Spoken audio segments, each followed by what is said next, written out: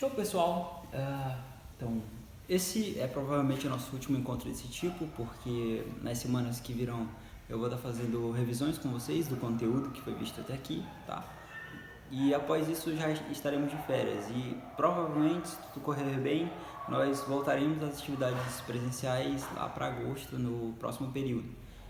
Tá, então vamos torcer para que tudo dê certo, para que a gente consiga se recuperar o mais rápido possível disso. Para isso é preciso que todo mundo cumpra a quarentena, fique em casa, respeite as normas, tá bom? Da OMS, e vamos torcer para tudo dar certo. Hoje nós vamos continuar falando sobre receptores, tá?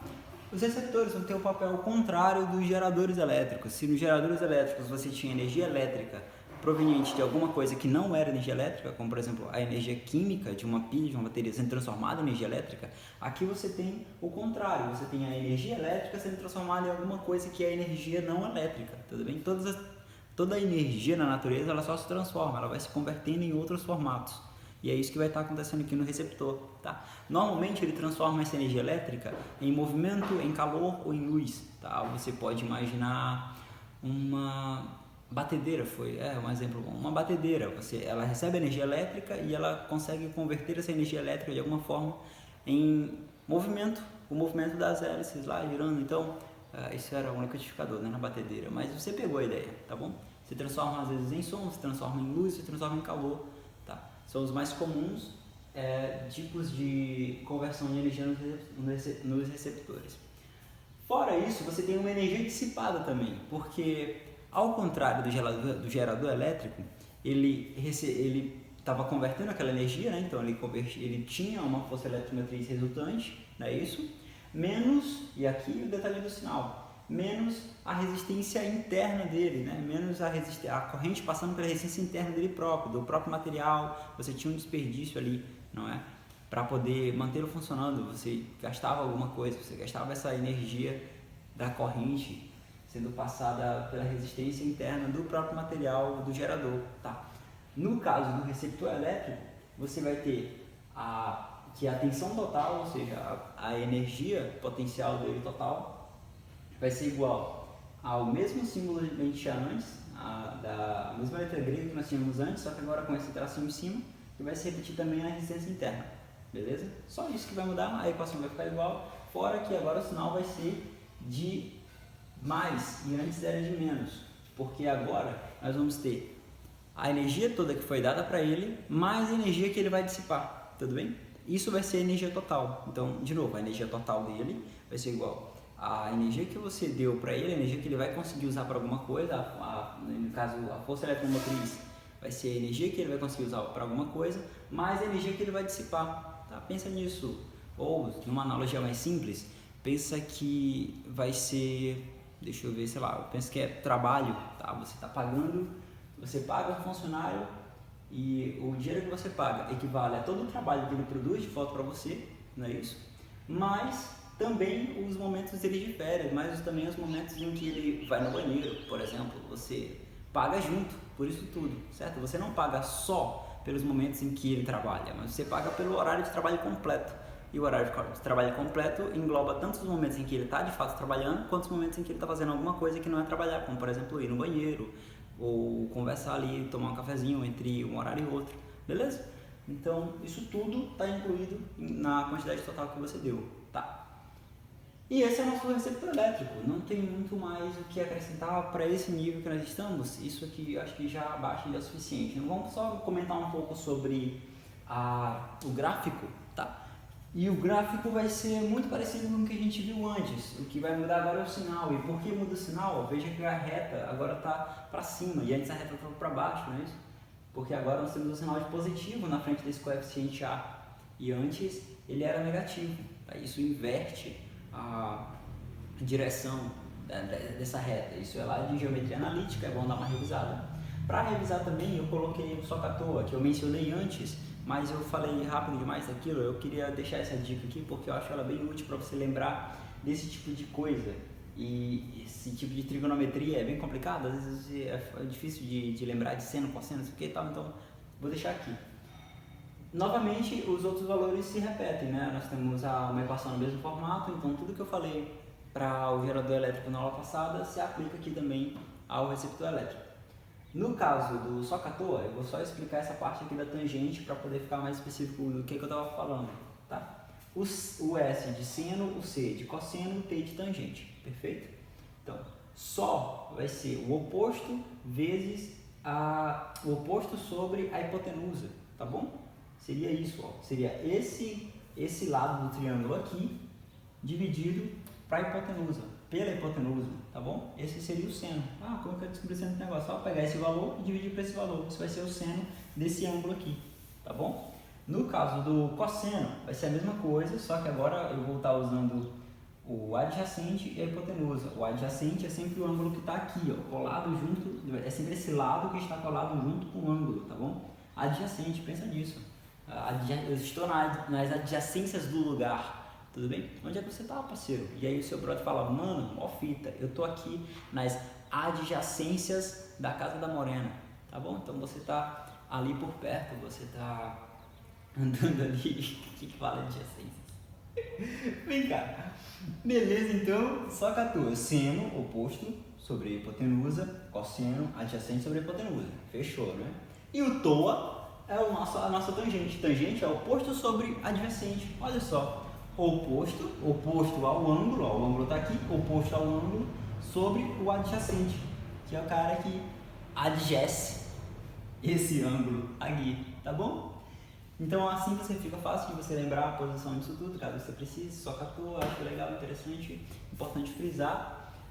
Novamente ele vai ser igual a resistênciazinha aqui, não é? Ó, você, o coeficiente angular dessa reta vai ser numericamente igual à tangente.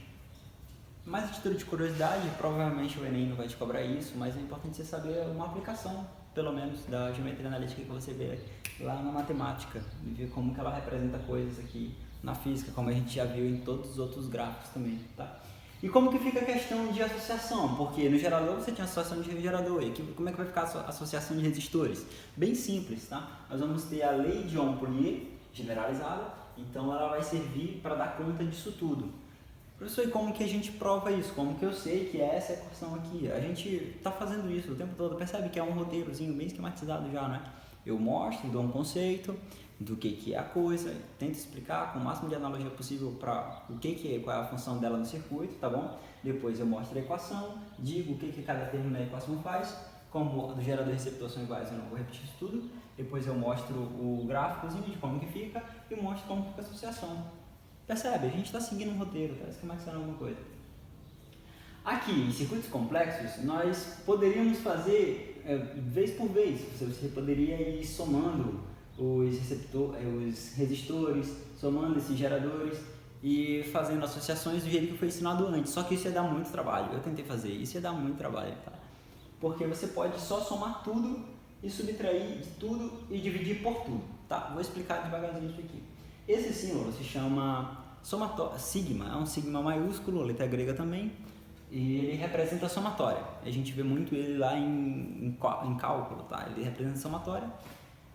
E o que ele significa, somatória? Literalmente isso, tá? Você vai somar todos os termos daquilo, então o mais simples impossível. Somatória é somar todos os termos. No caso, somar todos os termos de geradores, porque é um epsilonzinho normal, todas as fontes eletromotrizes do gerador, menos somar todas as fontes eletromotrizes dos receptores. Isso, e dividir pela soma de todas as resistências. Resistência equivalente do circuito inteiro, tá? E como que eu sei? Porque aqui eu coloquei os símbolos são iguais, percebe? Os símbolos são iguais. Eu não coloquei o Ezinho em nenhum dos dois. Então, como que eu sei qual dos dois que é o gerador, qual que é o receptor? Percebe? Se um transforma alguma coisa que não é energia elétrica em energia elétrica e o outro recebe essa coisa que não é energia elétrica e transforma em outra coisa, então eles têm que eles trabalham juntos no circuito, não é isso? A bateria vai dar energia para que alguma coisa pegue e comece a girar, tudo bem? Então vão funcionar em conjunto, brothers, tá? Como que eu descubro qual dos dois que é o receptor, qual dos dois que é o gerador? Simples também, o que for maior, tá? Quem for maior vai ser o gerador, quem for menor vai ser o receptor. Porque pensa no seguinte, fica uma coisa até lógica de se pensar, você vai ter uma fonte de energia, de potencial elétrico, tudo bem? Essa fonte de potencial elétrico, ela é maior então ela vai estar numa altura, pensa em altura, potencial de novo, a analogia do, eu vou usar isso aqui daqui a pouco, mas já vai me servir agora. A analogia do tobogã, tudo bem? Como se estivesse num tobogã altão, de 220 volts, certo? Energia potencial gravitacional misturando com energia potencial elétrica para que você entenda a analogia. Eu estou numa altura aqui do tobogã bem alta, tá bom? A altura do tobogã bem alta. Estou numa parte bem alta do meu tobogã e 110 volts é metade do caminho. Então, quando a água não vai sair daqui e vir para cá. Tudo bem? A água não vai sair de 110 volts e subir para 220. Ela vai sair de 220 e descer até 110. Tá? Então, pensa nisso. Isso talvez te ajude a lembrar de quem que é maior, quem que é menor e por que que é maior, por que que é menor, por que que vai ser o gerador elétrico em um caso e o outro caso, automaticamente vai ficar sendo o nosso receptor, tá bom? Então, deixa eu colocar aqui.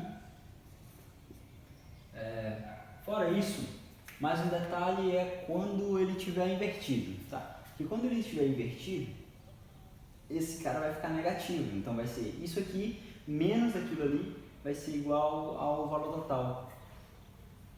Aqui não vai fazer diferença porque é todo mundo positivo, mas podem acontecer casos assim, mas aí é a mesma coisa, você só subtrai o valor um do outro, tá bom? Beleza. Aqui, por exemplo, ficaria 220 menos 110, vai dar 110 de novo. A resistência total, só somar todas as resistências, vai ficar 6 mais, aqui eu não coloquei, o resultado aqui era 25, tá bom?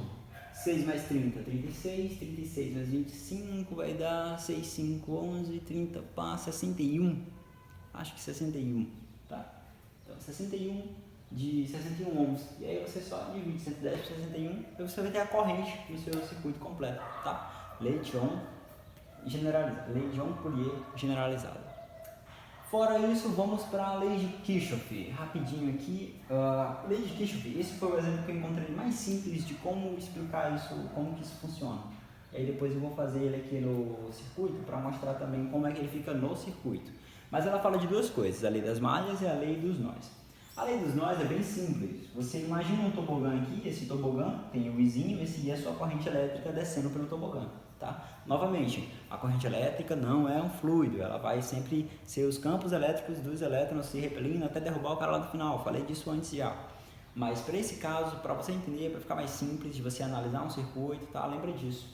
A corrente vai estar descendo aqui e ela se divide, ela tem um caminho. E esse caminho depois se encontra. Opa, fechou, é isso, a lei dos nós é isso. É a lei que diz que I1, I2 mais I3 tem que ser igual a I1, tá bom? Só isso, basicamente. Show? O que mais que a gente tem por causa dessa lei? Deixa eu só... Isso. O que mais que a gente tem por causa dessa lei? Você pode pensar também em circuitos, em resistores em série, capacitores em série, coisas em série, tá? Como que eu sei que uma coisa está em série? Significa que o caminho que a corrente está passando é único. Então, se eu não tivesse esse pedaço aqui, tá? Se eu não tivesse esse pedaço, eu teria só esse caminho. Pô, se eu tenho só um caminho para a corrente passar, então tudo que tiver aqui no meio vai estar em série, beleza? Agora, nesse caso, eu tenho dois caminhos. Se eu tenho dois caminhos, então tudo que tiver aqui vai estar em paralelo, beleza? Também tem a questão de diferença de potencial, né? Porque se, imagina, um objeto aqui, um objeto aqui do outro lado, um objeto em 3 e um objeto em 2. Eles estão na mesma diferença de potencial, né? Eles estão descendo o tobogã. E aqui, por exemplo, sei lá, digamos que eu tivesse 5 metros aqui no começo, 3 metros aqui no final. Bom, 5 menos 3, 2 metros de diferença, né? 2 metros de diferença de altura. Então, a diferença de potencial entre esses dois carinhos, um aqui no I2 e outro aqui no I3, vai ser a mesma diferença de altura, ou seja, diferença de energia potencial gravitacional. E no nosso caso, diferença, no nosso caso no circuito elétrico, diferença de energia potencial elétrica, diferença de DDP, tá? Lembra, para coisas em paralelo, para coisas em série, significa que a corrente vai estar passando por um único caminho, não tem outro caminho para ela passar. Então, desse jeito, eu acho que fica bem simples de você lembrar, isso vai ser muito importante, principalmente para a atividade que eu estou fazendo aí, que eu vou deixar na plataforma. Tá? Então, lembrem disso, prestem atenção nessa questão de resistência em série, para vocês não se confundirem, porque é uma das coisas mais cobradas. Fora isso, o que mais? A lei das malhas, beleza? A lei das malhas, para quando eu tiver casos assim. Imagina que aqui eu tivesse mais uma linha aqui dividindo, ok? E aí ele divide assim, nós vamos chamar esse cara aqui, por exemplo, de alfa e esse cara de beta. Tá? Alfa e beta, letras gregas novamente, como se fosse nosso A e B. E alfa seria, é uma malha, no caso, eu chamo de malha alfa, esse caminho, um caminho completo, tá bom? Só isso, simples assim, tá? Se eu não me engano, ainda tem a questão de ramos também, que é importante mencionar caso algo se pergunte. Mas eu vou explicar primeiro no tobogã e depois eu volto para o circuito, porque eu acho que fica mais intuitivo assim. No nosso circuito aqui do tobogã, seria isso, seria alguém, tudo bem? Uma pessoa subir no tobogã, descer aqui por um dos caminhos, qualquer um dos dois, não importa, descer, depois de descer, correr aqui, subir a escadinha, subir novamente, tá? Essa é a lei das malhas. Significa que a tensão do final tem que ser igual à tensão no começo. Se ele começou aqui, a tensão, ou seja, a diferença, a DDP, a diferença de potencial, ou seja, a diferença de energia potencial elétrica, tem que ser a mesma. A diferença de altura dele para o chão aqui era, sei lá, 20 metros. Tobogão, então, 20 metros. Ele vai, desceu o tobogã, chegou aqui 0 metros, né? Então ele zerou a diferença de potencial. Ele corre, sobe de novo, voltou para 20 metros, tá bom? Então ele saiu do 20 e voltou para o 20. É isso que vai acontecer no nosso circuito. A gente vai sair aqui de 220, vai passar por aqui tudo. E se você for fazendo as operações de queda de potencial aqui, queda de potencial aqui, queda de potencial nesses outros resistores, quando chegar aqui, vai voltar para 220, tá bom? Ou no caso, vai voltar para zero, né? Vai zerar. Tá, para cumprir o nosso movimento aqui todo, porque quando zerar aqui, ele vai ganhar 220 e aí continua o ciclo, beleza? Lei das malhas, é isso. Eu vou deixar mais um exemplo na descrição do vídeo, de um vídeo falando só sobre lei das malhas, só sobre lei de Kirchhoff, porque tem muito material no YouTube sobre isso. Tanto é que por isso que eu não estou sendo tão específico nesse caso, porque tem muito material na internet sobre isso já. Continuando, a lei dos nós eu mencionei aqui, e ramos, os ramos são esses trechos, tá? Eu chamo um circuito completo, um lugar onde tem um circuito completo assim, de uma malha, beleza? Então aqui, por isso, lei das malhas, são várias malhas. E ramo é um trechinho desse. Então, no nosso caso, seria esse trechinho aqui, tá bom? Isso seria um ramo do nosso circuito.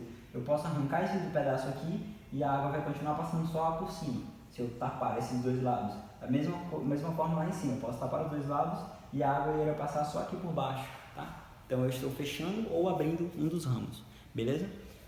Show! Acho que é isso. Como eu falei na descrição, vou deixar um vídeo mais específico sobre isso aqui, com questões também, resolução de questões. E agora vamos para capacitores, que é o nosso último tópico de hoje. Beleza, pessoal? Então, capacitores, sim, é um assunto completamente novo, tá? Não tem tanta relação com o que a gente viu antes na aula passada de geradores, mas a gente vai usar ainda muitos conceitos do que já vimos, beleza? Por isso também vai ser mais curto, acho que vai ser bem tranquilo. Deixa eu só a câmera inicial. Beleza, vamos lá. Capacitores serão muito parecidos com pilhas, muito parecidos com bateria, apesar de não ser a mesma função, não exercer a mesma função, são muito parecidos. Por quê? Porque eles acumulam cargas, tudo bem? Em placas. Show de bola? É essa a função deles. Eles são pequenos acumuladores de carga. Mas as pilhas também são pequenos acumuladores de carga. Você também passa eletricidade e faz com que ela fique acumulada na bateria. Qual que é a diferença então entre a bateria e o capacitor? Essa é a principal pergunta que vocês têm que responder para poder definir isso, beleza? E finalmente, qual que é essa diferença? No capacitor, essas cargas vão ficar armazenadas por um curto período de tempo, ou seja, vai ser muito rápido a descarga, principalmente isso, tá? Vai ser muito rápido a descarga, elas conseguem sustentar por muito tempo a carga nas suas placas, diferente de uma pilha, de uma bateria, em que a carga fica depositada no meio líquido, no meio de um ácido, não é isso? E ela, por causa da organização dela também, do jeito que os materiais são dispostos, ela consegue acumular cargas durante mais tempo, principalmente por causa desse líquido. Ela acumula cargas durante mais tempo e ela descarrega mais devagar também. Por isso que você consegue usar uma bateria por, sei lá, algumas horas. Eu vi uma parafusadeira elétrica que parecia uma caneta, muito legal, porque ela tinha uma pressãozinha e ela era magnética e ela tinha uma luzinha embaixo, então era perfeito. Sonho de qualquer pessoa de eletrônica que abre notebook, abre celular. E a bateria durava 180 horas. Era Xiaomi. Bota a Apple para mamar. Mas enfim, beleza, então Uma bateria que dura 180 horas, você tem que... 180 dias, na verdade, 180 dias. 180 dias, meu Deus. Uma bateria que dura 180 dias é diferente de um capacitor, porque um capacitor nunca vai conseguir ficar esse tempo todo carregado, tudo bem? Ele descarrega muito rápido. E por que ele descarrega muito rápido? A gente vai já entender a geometria dele aqui, beleza?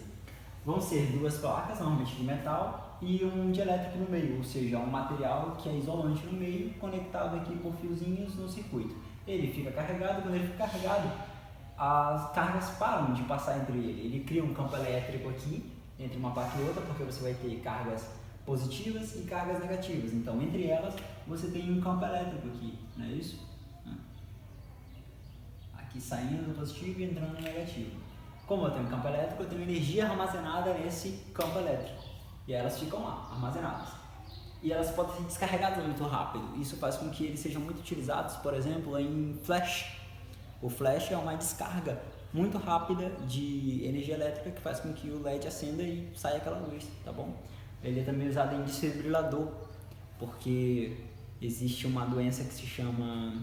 Uma doença, acho que é doença, pode chamar de doença, mas uma disfunção, digamos assim, no organismo, que é fibrilação arrítmica, acho que é esse o termo, que é o seu coração, é um tipo de arritmia cardíaca, o seu coração batendo descompassado, e aí você tem que usar o desfibrilador para você dar uma descarga elétrica para poder reajustar os nervos elétricos que comandam essas funções no seu coração, tá bom? Tudo por meio de capacitores também.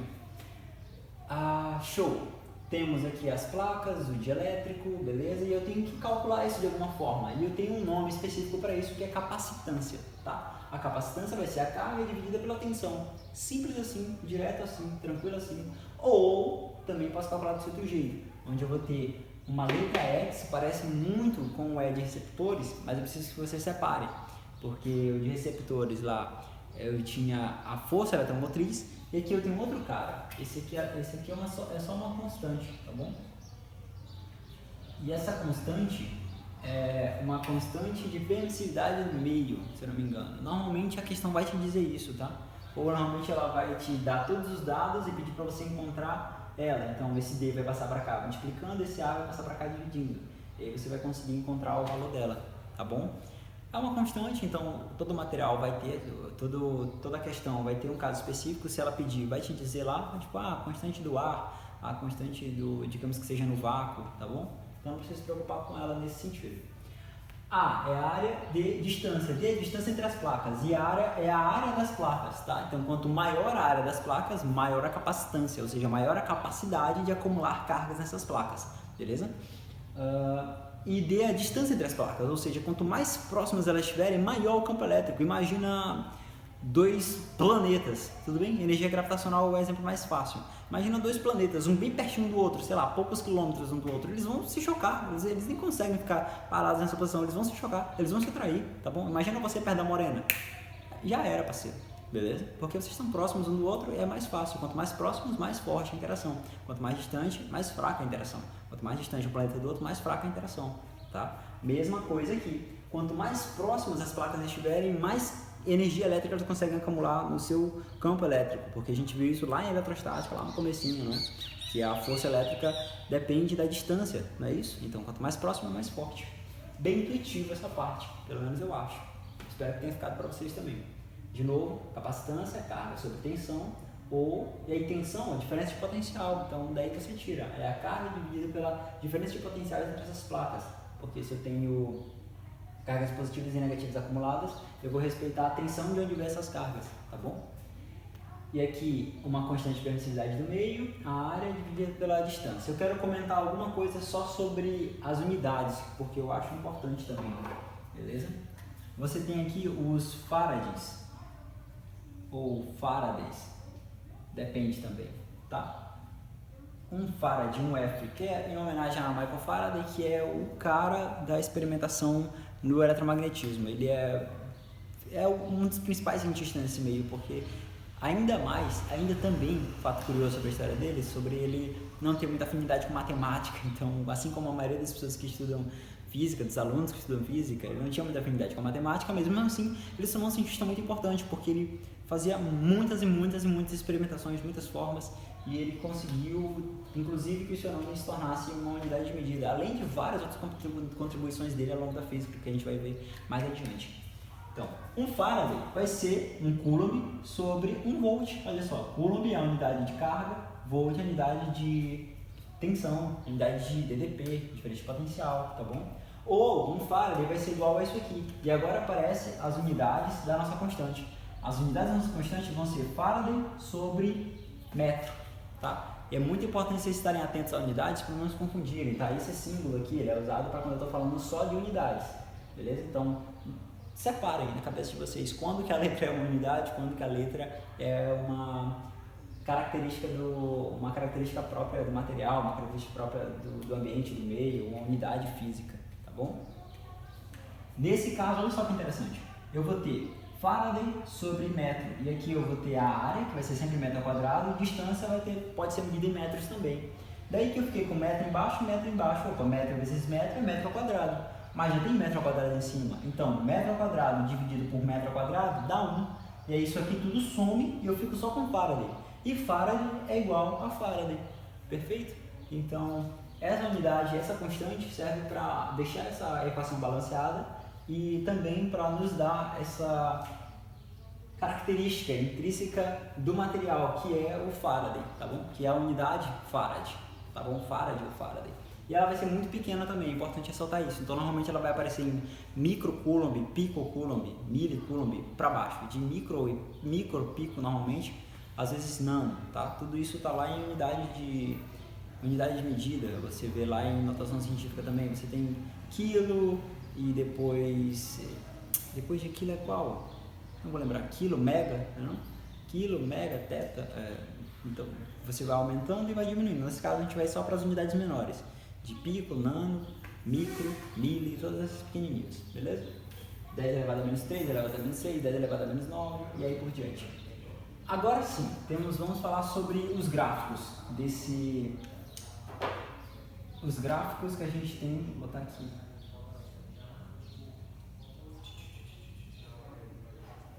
Beleza. Nós vamos ter carga pela tensão. Carga pela tensão vai nos dar essa figura aqui, vai dar uma reta para cima e essa figura com um triângulo, tá? E a gente vai calcular a área desse triângulo. E por que a gente vai fazer isso exatamente? Por que a gente está usando carga e tensão? Por que a gente está fazendo isso? Vamos para cá. É preciso lembrar disso aqui que a gente viu lá em outras aulas, tá bom? A gente estava estudando o trabalho da força elétrica e aí trabalho é um tipo de energia. Então trabalho é igual a energia. E energia, no caso, trabalho também, mesma coisa, trabalho vai ser igual a tensão vezes a carga. É importante lembrar disso, olha só, tensão vezes a carga, tá aqui, tensão vezes a carga vai nos dar a energia. Então a área entre essas duas figuras vai ser energia, tudo bem? Ó, base vezes altura seria igual a energia. Mas no caso, como é uma reta, nós vamos ter um triângulo. A área aqui não vai ser a área de um quadrado, porque a nossa função não é uma função constante, é uma função reta. Então vai formar uma equação da reta, daquele tipo que a gente viu antes, tá bom? Só que esse triângulo é um triângulo retângulo, então ele não precisa daquela equação de função da reta, beleza? Ele pode ser feito só assim com um triângulo mesmo, dá pra gente calcular o que a gente quer com ele. E como que ficaria a área de um triângulo? A área de um triângulo seria a base vezes a altura dividida por 2. A minha base é U, a minha altura é Q, dividida por 2 é o número 2 mesmo, tá bem aqui, tá bom?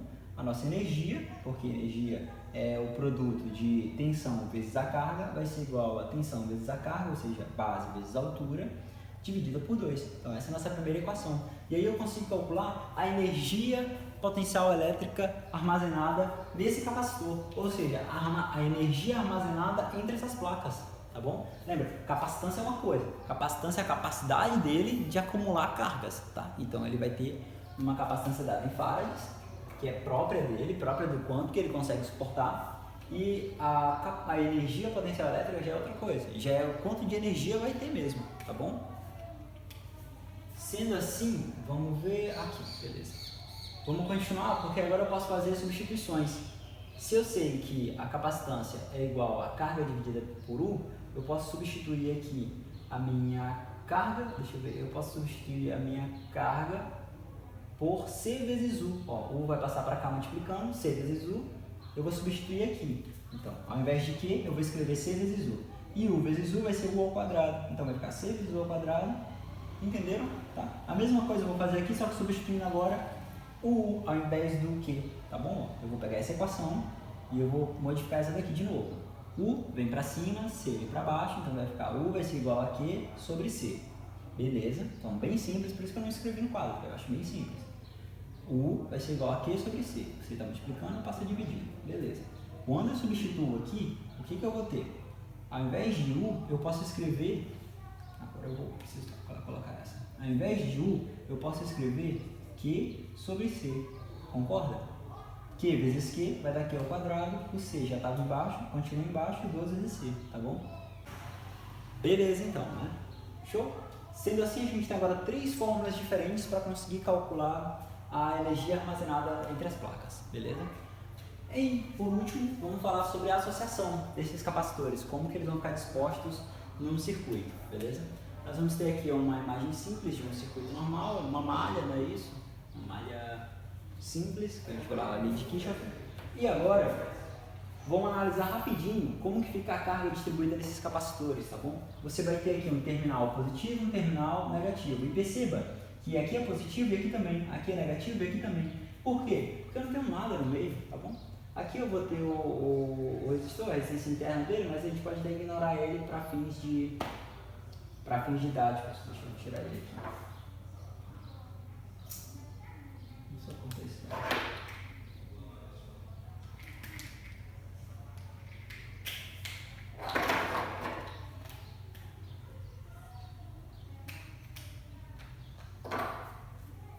Show? Então, para terminar, vamos falar sobre associação de resistores, beleza? Na associação de resistores, eu vou ter um detalhe importante de mencionar nessa malha simples aqui do circuito, é quanto a esses sinais, tá bom? Então é bom ficar atento. Eu vou ter uma placa positiva aqui e uma parte negativa para cá, não é isso? Aqui é a nossa fonte de tensão, a fonte de DDP. E perceba o seguinte, eu vou ter positivo, positivo, negativo, negativo. Então, por que primeiro que eu vou ter isso? Porque aqui eu não tenho ninguém, eu não tenho nada no meio do caminho, tá? Então a diferença de potencial que está aqui, ela se mantém até chegar aqui, porque continua a mesma coisa. Não teve nada no caminho, então a altura, pensa assim, a altura continua a mesma. Nosso tobogã não desceu e nem subiu. Então se manteve com a mesma diferença de potencial. A diferença entre esse ponto e esse ponto continua a mesma. Quando eu chego aqui positivo, perceba uma coisa. Não, vou começar por aqui que fica mais fácil. Eu tenho essa carga negativa, não é isso? Essa carga negativa vai chegar aqui e ela continua negativa por causa que a diferença de potencial, como eu expliquei, vai se manter a mesma, não tenho nada no caminho. Mas quando chega aqui, ela vai repelir os elétrons dessa outra placa. Como ela vai repelir os elétrons dessa outra placa, essa placa vai ficar carregada positivamente, não é isso? Porque os elétrons que estavam aqui vão ser expulsos. Quando eles forem repelidos, eles vão se acumular desse lado, ok? Eles vão caminhar até aqui e daqui eles não conseguem mais passar. Então eles se acumulam desse lado e repelem, porque eles geram um campo magnético, um campo elétrico, eles repelem os elétrons da outra placa. E aí a placa vai ficar carregada positivamente, os elétrons se mover nessa direção, vão se acumular nessa placa aqui, ela vai ficar carregada negativamente, eles vão repelir os elétrons dessa outra placa, ela é negativa e vai ficar carregada positivamente, tá bom? Porque não vai ter mais elétrons aqui. Nisso eu mantenho o esquema e chego aqui do outro lado, tá? Completando o circuito, fazendo a mesma coisa. Então a carga vai passar igualmente por todos os capacitores. Ela vai ser a carga que o elétron que foi repelido aqui vai fazer com que seja repelido um elétron lá no finalzinho, tá bom? Então é interessante ficar atento a isso. Continuando, agora tem uma grande diferença entre os capacitores e os receptores, ou até os resistores. Até coloquei esse desenho aqui para ver se ele fixa na memória de vocês, porque eu acho bem útil saber disso, tá bom? Os capacitores, o símbolo dos capacitores, e os resistores, o símbolo de resistores. Eu não mencionei, mas vocês viram a diferença aqui na prática, né? O capacitor são duas placas iguais, e aqui se parece um pouco com o símbolo que a gente dá para DDP, mas é diferente porque eu tenho uma plaquinha pequena e uma placa grande. Aqui eu tenho duas placas iguais, justamente para lembrar o desenho que eu fiz ali, das plaquinhas dos capacitores, tá bom? Em paralelo, eu vou ter a mesma equação que a gente tinha antes de resistores, só que agora de resistores em série, agora a gente está em paralelo, então percebam a diferença aqui, tá bom? Antes, lá em resistores, quando eu falo antes em resistores, lá em resistores você tinha que resistores em série se calculavam desse jeito, né?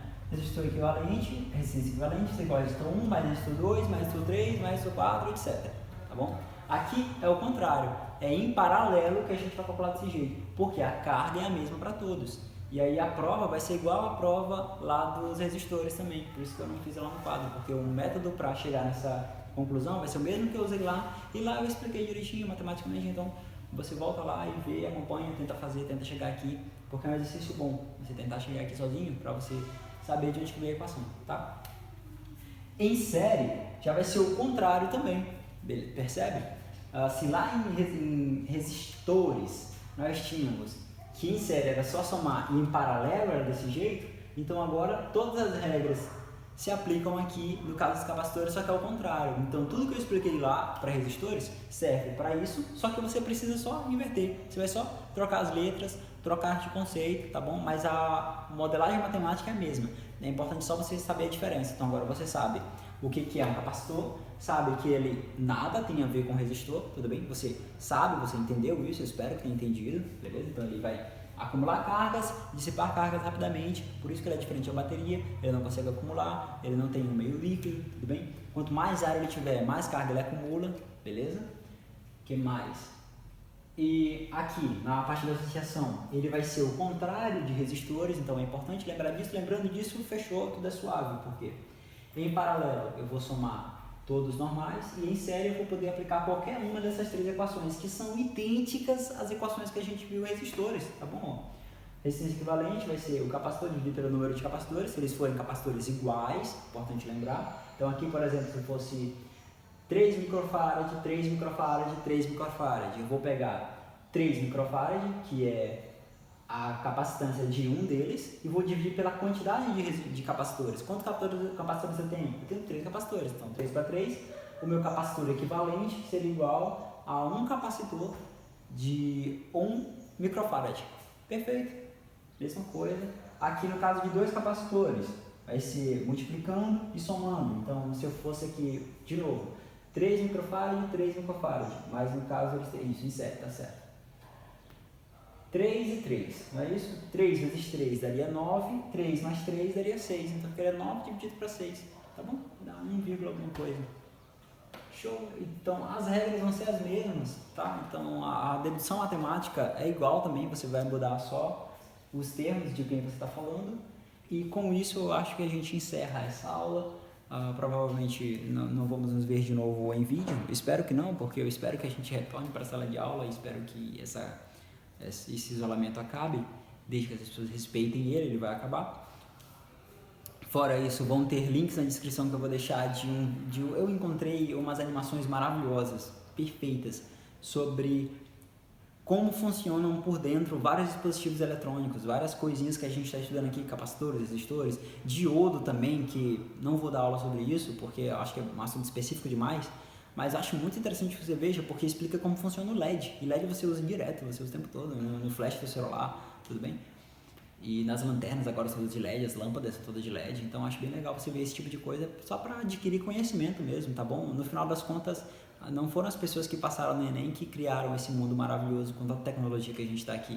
Foram as pessoas que aprenderam o que elas estudaram, foram as pessoas que foram criativas, que souberam utilizar aquilo que elas aprenderam, tá? Então, muito mais do que passar no Enem, muito mais do que responder a atividade corretamente, é você entender de fato o que eu estou falando, entender como que isso aqui se aplica no seu cotidiano, o quanto que isso aqui é importante, sabe? Um capacitor pode salvar a sua vida, no desfibrilador, imagina. Então, se alguém tivesse se preocupado só em passar de ano e não tivesse se preocupado em fazer algo de útil com a ideia de capacitores, não teríamos criado o desfibrilador. E aí você poderia, no meio de uma arritmia cardíaca, morrer, porque alguém um dia se preocupou só com o próprio umbigo, se preocupou só com passar no Enem, se preocupou só com se dar bem na prova e não se preocupou com fazer algo útil com esse conhecimento para a humanidade. Então é isso que eu estou dizendo, por favor, busquem fazer algo útil com o conhecimento de vocês. Vou deixar muitos links na descrição e espero que vocês se cuidem, espero que vocês tenham gostado do que a gente viu até aqui, espero que a gente não se encontre novamente virtualmente, sim pessoalmente, espero que todos estejam bem e com saúde e que a gente consiga passar por isso tudo, tá bom? Espero que vocês tenham gostado e no mais, deixem feedback aí, sempre bom deixar um feedback, tá? E até a